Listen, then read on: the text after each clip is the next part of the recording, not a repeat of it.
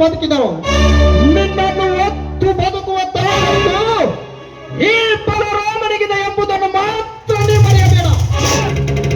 ನನ್ನ ಅಪ್ಪಣೆ ಇಲ್ಲದೆ ನನ್ನ ಮನೆಗೆ ಬಂದು ಇಷ್ಟೊಂದು ಸೊಕ್ಕಿನಿಂದ ಮಾತನಾಡ್ತೀಯ ಪಡಲ. ನಿನ್ನ ಸಾವು ಸಮೀಪ ಬಂದಿದೆ ಎಂದು ತಿಳಿದುಕೋ. ಅಂತಹ ಸಾವನ್ನು ಬೆನ್ನಿಗೆ ಕಟ್ಟಿಕೊಂಡು ಬದುಕುತ್ತಿರುವ ನಾನಿದ್ದೇನೆ. ನಾನೇ ಗಂಡೆಂದು ಬೆಳೆಯುವ ನಿನ್ನಂತ ಚೀಲೋಗಳನ್ನು ಎಂದು ಬದುಕಲು ಬಿಟ್ಟಿಲ್ಲ. ಹೇ ಗೌಡರ ವಂಶದವರು, ಅಕಸ್ಮಾತ್ ಅವರಿಬ್ಬರು ಬಿಟ್ಟರು ನಾ ಬಿಡಲ್ಲ ನಿಮ್ಮ ಸ್ನೇಹಿತರನ್ನು. ನಾನವರು ಗೊತ್ತೇ ಸಿಕ್ಕಂತ ಕುರಿ ಹಾಲು ಕುಡಿದು ನಾರು ಪರ್ವತದಂತೆ ಬೆಳೆದು ನಿಂತ ಸರಳಿದ ಗಂಡು ಹುಲಿ ಇದು. ಮುಂದೆ ನಾನೊಂದು ನಮ್ಮ ತಂಟೆಗೆ ಬಂದರೆ ನಿಮ್ಮ ಪಾಲಿಗೆ ಕಾಲು ಕೆದರಿದ ಹುಲಿಯಾಗಿ ನಿಂತು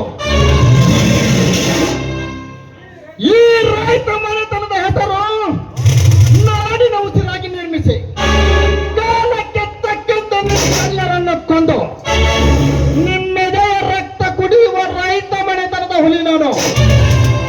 ಲೇಗೌಡ, ನೀನು ಗಂಡಸ ಆಗಿದ್ದರೆ ಸಮಯ ನೋಡದೆ ತರಬಹುದು ಮಾಡಿಟ್ಟು ಬರ್ತೇನೆ.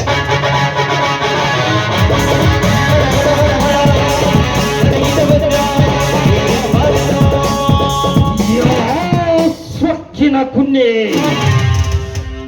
ರೆಕ್ಕೆ ಬಲಿತ ಹೊಕ್ಕಿಯಾಗಿ ನಿನ್ನನ್ನು ಇಲ್ಲಿಯವರೆಗೆ ಹೋರಾಡಲಿಕ್ಕೆ ಬಿಟ್ಟಿದ್ದು ನನ್ನದೇ ತಪ್ಪಾಯ್ತು. ಕಾಳಿಂಗ ಎಲ್ಲಿ? ಅಲ್ಲಿ ಮೇಲ್ಮಡಿಯಲ್ಲಿ ಇಷ್ಟೆಲ್ಲ ಕದನ ನಿನ್ನೆದುರಿಗೆ ನಡೆದಿರು. ನೀನು ಸುಮ್ಮನೆ ಕುಳಿತಿಯಲ್ಲೋ ಮೂರ್ಖ.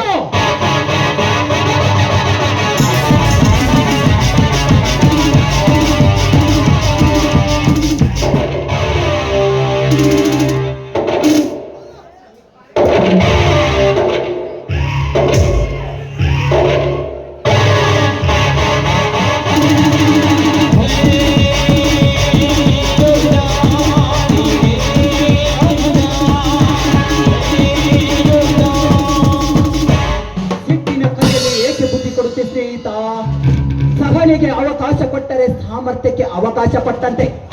ಹಾಗೆ ನಮ್ಮ ಸಾಮರ್ಥ್ಯವನ್ನು ಹೆಚ್ಚಿಸಿಕೊಂಡು ಅವರನ್ನು ಯಾವ ಗಳಿಗೆಯಲ್ಲಿ ಯಾವ ತುಡು ಮುಗಿಸಬೇಕೆಂದು ಯೋಚಿಸಬೇಕು. ಹಾಗೆ ಹುಲಿ ನಾನೆಂದು ಆರ್ಭಟಿಸಿ ಹೋದರೆ ಅದು ಹುಲಿಯಾಗಬಹುದೇ? ಅದು ಎಂದಿಗೂ ಸಾಧ್ಯವಿಲ್ಲ.